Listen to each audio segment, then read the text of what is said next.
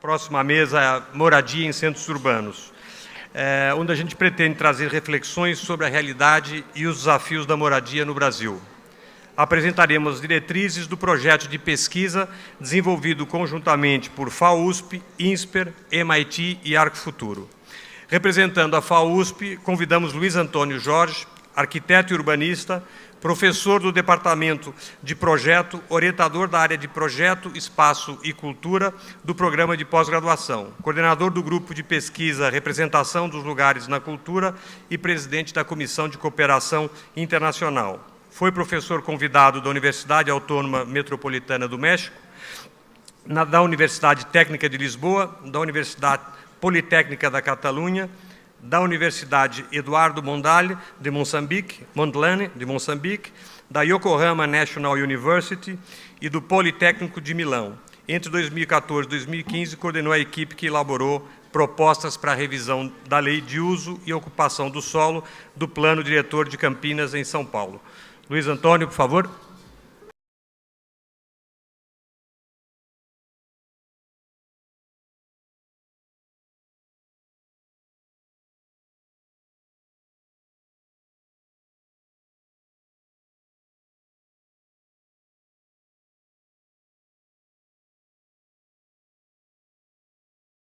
Muito obrigado. Boa tarde a todos. O que vamos apresentar aqui é um início de conversa entre essas instituições, FAO, MIT, INSPER e Arcfuturo. É uma provocação para montar um projeto de pesquisa que a gente pretende submeter à FAPESP na chancela de projeto temático, que tem como uma das condicionantes a necessidade de promover a inovação. Isso aqui é um... E o que, de certa forma, nos coloca como primeiro desafio defender o que seria a inovação. Um grupo inicial de professores aqui da FAO começou a fazer também pensar como a gente seria um novo laboratório ou um projeto temático que pudesse ser acolhido num laboratório aqui na FAO e que, ao mesmo tempo, se beneficiasse da produção de conhecimento já instalada dentro da Universidade de São Paulo e dentro da Faculdade de Arquitetura e Urbanismo com os temas afins. Então, portanto, nós temos alguns laboratórios que tratam de questões que alimentam e que deveriam ser interlocutores, né, pela sua produção científica, que é referência para a nossa interlocução. Da mesma maneira, nós teríamos o campo mais próximo da Universidade de São Paulo, que também beneficia a interlocução com outras áreas do conhecimento. Isso é uma condição bastante favorável da universidade, porque ela é, hoje, um verdadeiro hub, né, de concentração de estudos e pesquisas no mundo, né. A gente tem, hoje, um contato e um diálogo com muitos centros de pesquisas, e isso nos habilita, né, a lançar mão dessa interlocução de maneira positiva para os estudos e não reincidir em temas que já estão bastante desenvolvidos, ou até melhor desenvolvidos. Nós temos um grupo inicial de professores aqui, que é mais ou menos eu estou representando, né, nessa discussão, e ele é vamos dizer assim, o ponto inicial de interlocução com as instituições parceiras que estão aqui representadas nesse momento, nessa mesa. Mas algumas questões, então, portanto, se apresentam como necessidade de respostas, né?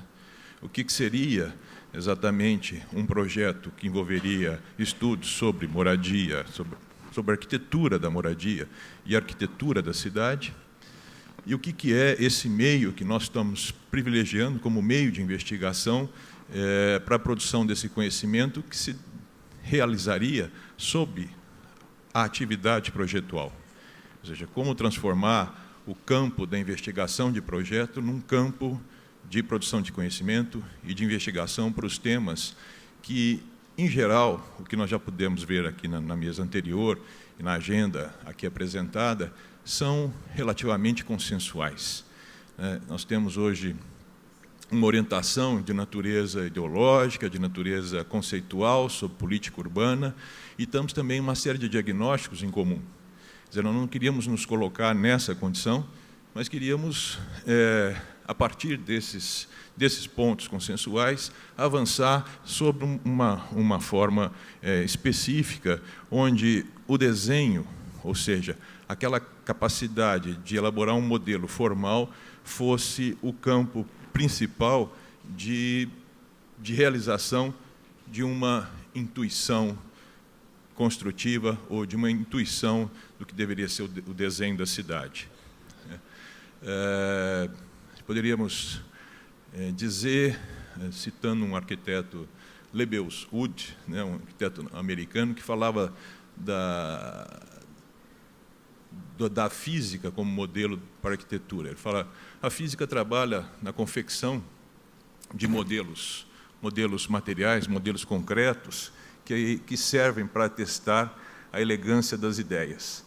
Essa ideia me parece ser precisa, quer dizer, o modelo tem um caráter paradigmático, tem um modelo, ele pode ser um modelo de conceituação, tanto quanto pode ser a resposta direta a uma questão objetiva.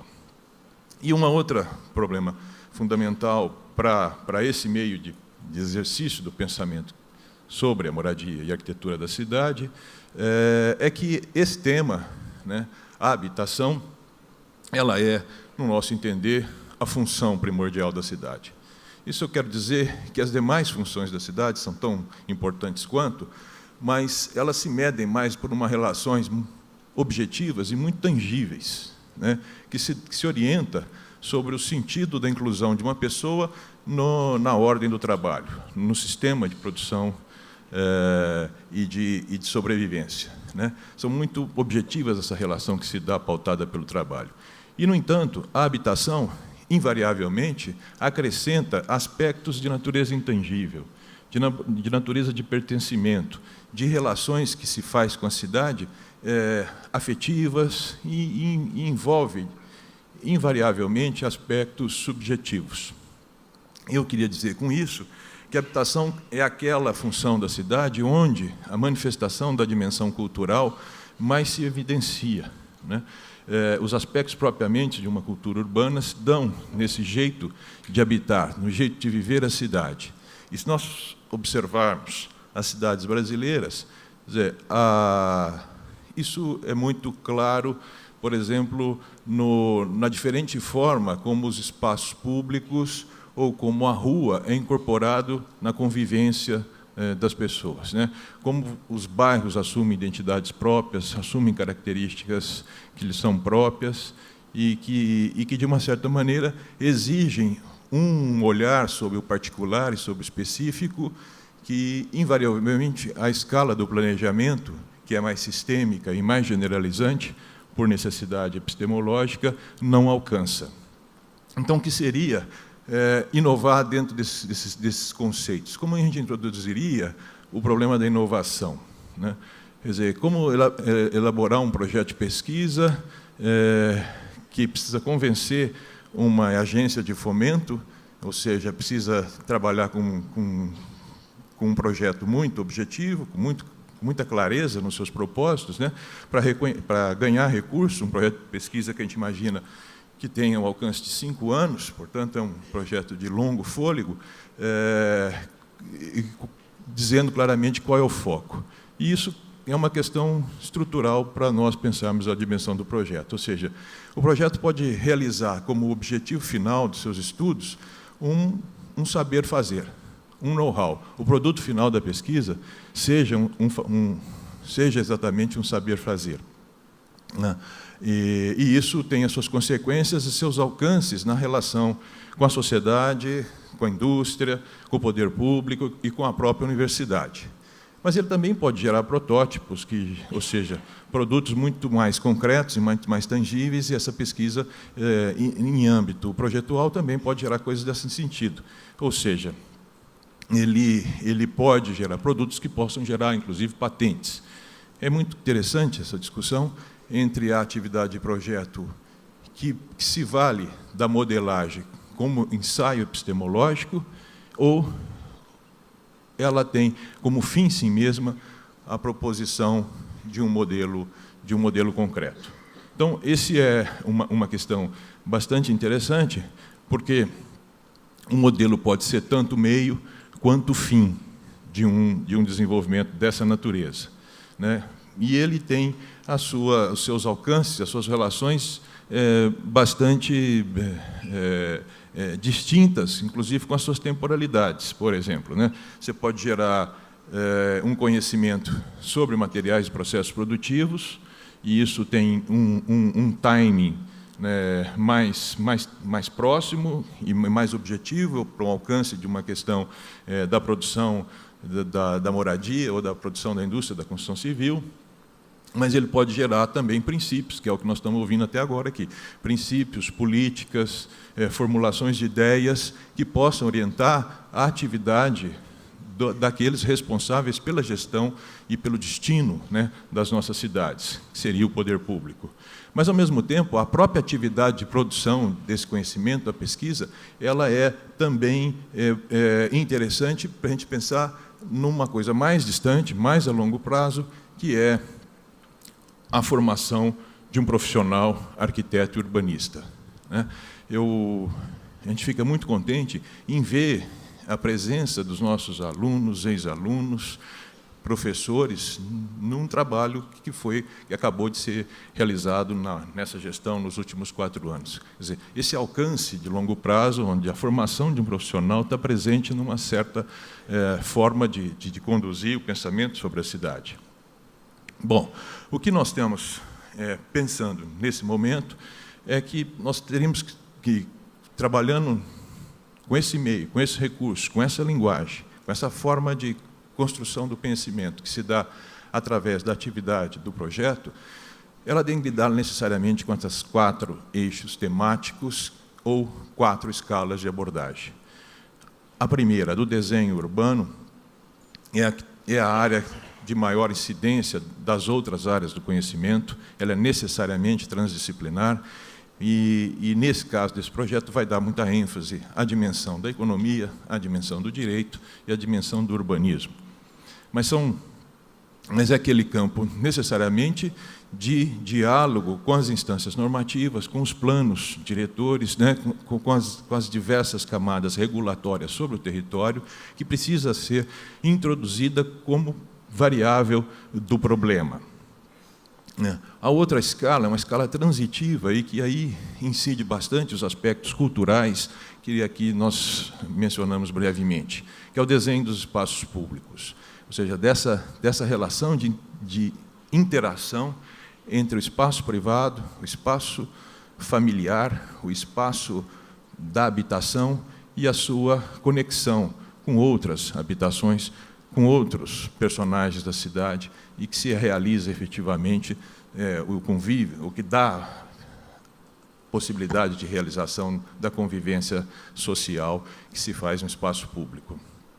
Obviamente, o desenho da habitação, o desenho do tipo, o desenho do modelo, o desenho da própria unidade habitacional, ele não pode ser ignorado. Quer dizer, numa atividade de projeto, quer dizer, partir do desenho da unidade é uma questão central. E nós temos aí várias expressões de projeto para esse setor da habitação que nós estamos interessados em estudar, que é o da moradia, sobretudo a moradia de interesse social, né? E num certo lugar, e num certo território, que a princípio vai ser a macrometrópole paulista. E, por fim, a escala propriamente construtiva, né, com a tecnologia hoje disponível e nem sempre aplicável na indústria, da possibilidade de um avanço do ponto de vista da industrialização e da racionalização dos processos construtivos. Então, falando sobre a elegância dos modelos para dar expressão às ideias, eu cito para terminar, quantos minutos eu tenho? 1 minuto? Bom, então, nem vou conseguir. Mas, então, um exemplo para mostrar que o problema da interescalaridade e os problemas desses 4 temas ou 4 eixos pode ser muito bem colocados. Por exemplo, nesse caso, um projeto paradigmático que pode ser entendido tanto quanto um projeto para uma realidade, para uma resposta específica, objetiva, como um modelo conceitual. Ou seja, ele tem no seu discurso implícito na obra de um edifício uma proposta de uma outra cidade que se faz. Le Corbusier faz essa dimensão comparativa, dizendo dos valores do ponto de vista urbanístico, né, comparado a um outro modelo de expansão e de desenho de cidade que lhe era contemporâneo.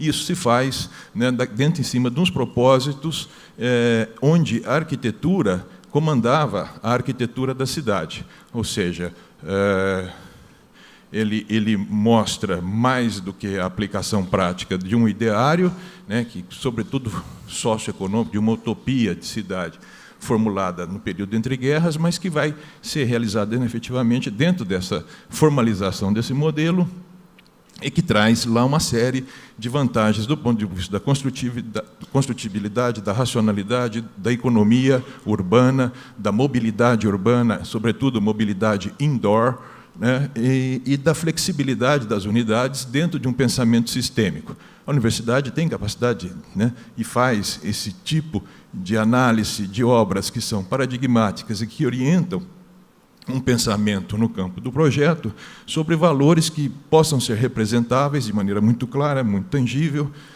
Acabou meu tempo, né? Mas eu peço mais 30 segundos aqui.